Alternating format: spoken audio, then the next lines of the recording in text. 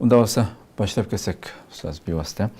Birinci sualimiz şu kız oğullarınki şu to'y qilish salohiyat o'lchami nima degan savoldan boshlaydi. Rahmat. Bismillahirrahmanirrahim. Cenab-ı Allah hamsına peygamberimizge dua salamlar olsun. Bugün nima uchun bu tema to'xtalamiz degan vaqtida balkim ko'plagan qarindoshlarimiz his qiladi.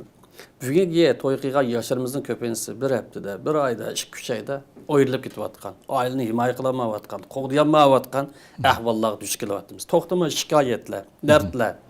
Bu oila qurishdan keyin yoki erlar yoki ayollar bir-biriga diqqat qilishga tegishli ishlarni bilmaganlikdan kelib chiqyapti.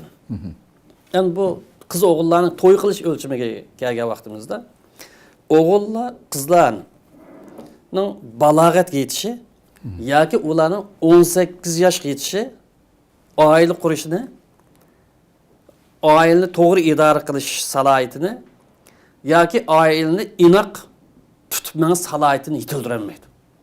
Balog'at yetdi deb to'y qilib qo'ygan bilan yoki 18 yosh yetdi deb to'y qilib qo'ygan bilan bu oila qurish, oilani to'g'ri idora qilish va oilaningki xotirjamligini tutib salohiyatiga ega qilolmaydi.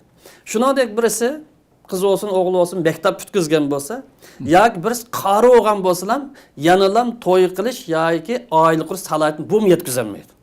Ya'ni yetti deganlik emas. Yetti deganlik emas.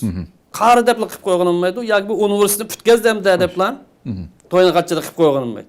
Tabii bir savol. Unda olsun qanday o'g'an chaqdi yetadi, nima ish qilishlarni. Buning uchun bu salohiyatni yetkazish uchun qiz o'g'illar to'y qilishdan ilgari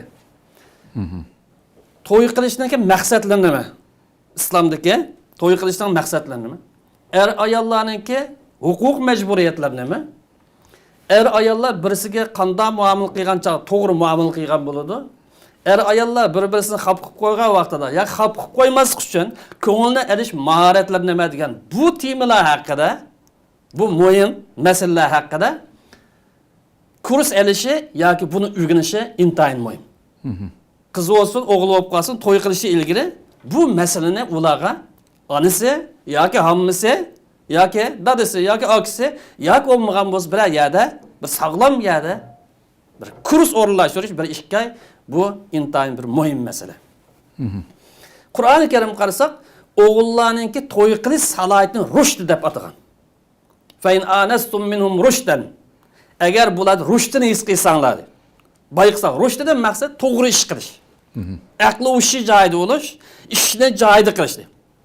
Bu oyat karima bolalarga pul tutqizish, bolalarning pulini, mablag'ini bir ish haqida kelgan oyat. Demek bir balaga pul tutqizish masalasiga shart nima esa, aqli ushi joyida bo'lish lozim. Pulni isrof qilmaslik, chachmaslik, zoya qilib o'tmaslik o'lchamda. Pul tutqizish uchun rushdani sharqiy g'oyada albatta uningdimi muhim bo'lgan oila qurishdan iborat, kichik bir jamiyatdan iborat, kichik bir jamiyat idora qilishdan iborat bu masalaga rushdinki, ya'ni aqli ushi joyida bo'lish, ishni o'lchamli qilish, joyida qilish bu shartninki qabul, bu shartning qo'yilishi intayin muhim. Çok balağat yetdi deb bilan, yoki maktab bitkazdi deb bilan, yoki qari bo'ldi deb bilan qilib qo'ygan bilan, bu to'y bir haftadan keyin, 2 oydan keyin, yana 1-2 oydan keyin cho'lib ketsa, yoki jangizdan tugmasa, bu har ikkili tarafga bir xopiliq aytilamiz. Shuni bu yerda oldirmay, bir oy, 2 oy bir kurs o'rinlashtirish olimlar tarafidan yoki bir tarbiya o'rinlashtirish bir intayin muhim. Qur'oni Karim bu oila qurish masalasini, to'y qilish masalasini eng yuksak darajada kelishimni, mas'uliyati og'ir. Xo'sh. Muqaddaslik sifatiga ega eng yuksak darajada bir kelishim deb baholagan. Mithaqan galiza va akhadna minkunna mithaqan galiza. Alloh taolo ayollar haqida, o'g'illarni, yigitlardan og'ir darajada xo'sh, mithaq shartnoma oldi. Qasam oldi, va'da oldi. Ya'ni biz nikoh qilganchada falonining qizini amirlarga oldimi degan vaqtda ha dedi, oldim. Yani bu deganlik Allah'ın ko'rsatmasi, Peygamber Aleyhisselam'ın ko'rsatmasiga asosan bütün mas'uliyatni ustiga oldim. Qur'on nima degan bo'lsa, men shunga tayyor. Payg'ambar qanday yo'l ko'rsatgan bo'lsa, shuni ijro qilishga tayyor. Zulm qilmayman, adolatsizlik qilmayman, o'mayman, tilmayman, haqoratlamayman. Qur'on buyurgandek yaxshi turmush kechiraman deydigan shu va'dini ba'dan degan bu. Xo'sh. Qur'on buni bunday ifodalaydi. Bu o'g'illarga to'y qilishga salohiyatimiz. Rushd. Enin kenedin bu nikah meselesi aldım deganlik bilan ya to'y qilib qo'yib tugaydigan emas, mithaq. Eng ig'ir darajada kelishimnoma dedi. Eng ig'ir darajada shartnoma buningga yigitlar, to'y qilganlar, cho'ng o'g'lanlar, kichik o'g'lanlar diqqat qilinglar dedi. Qur'oni Karim qizlarning to'y qilish salohiyatini bayon qilib, ya'ni to'y qilish salohiyati o'lchimini bayon qilib, fas-salihat qanitatun hafizatun dedi.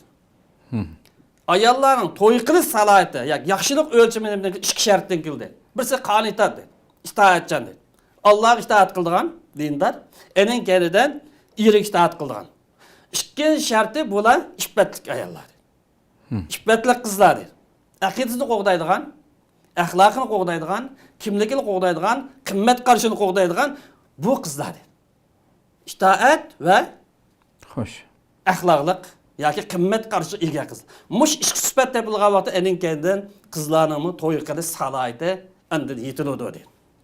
Demek ayol kelgan vaqtida ayolning eriga itoat qilishi oyatning ko'rsatmasi bo'yicha bu yer itoatning maqsad mutlaq hamisha emas, dinimiz ko'rsatgan ishlarda yoki aniq to'g'ri ishlarda.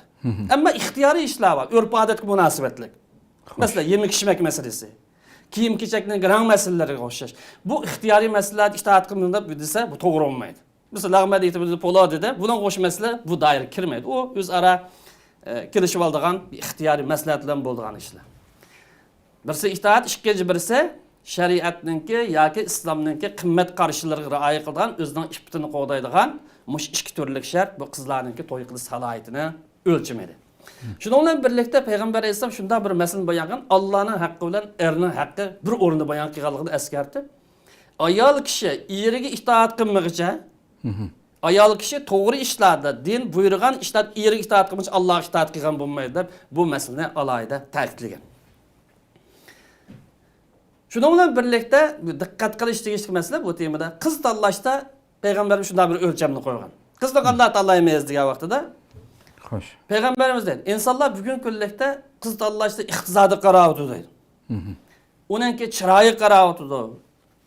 E'tibor jamiyatga e'tibori yoki o'rni nisbi qarab o'tadi. Dinning 4-o'ringa tushirib qo'yib muomala qiladi qiz tanlashda.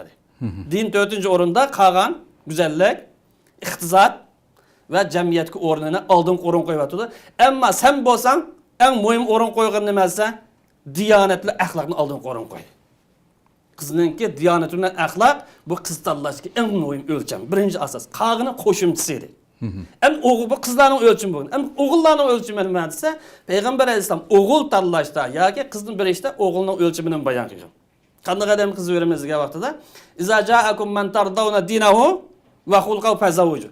Agar sizlarga dini joyida, aqidasi joyida, axloqi joyida, tasavvur, dunyo ko'z qarashi joyida mushunda birisi qiz talab qilib kelsa, qizingni berang to'yang qilib qo'yadi.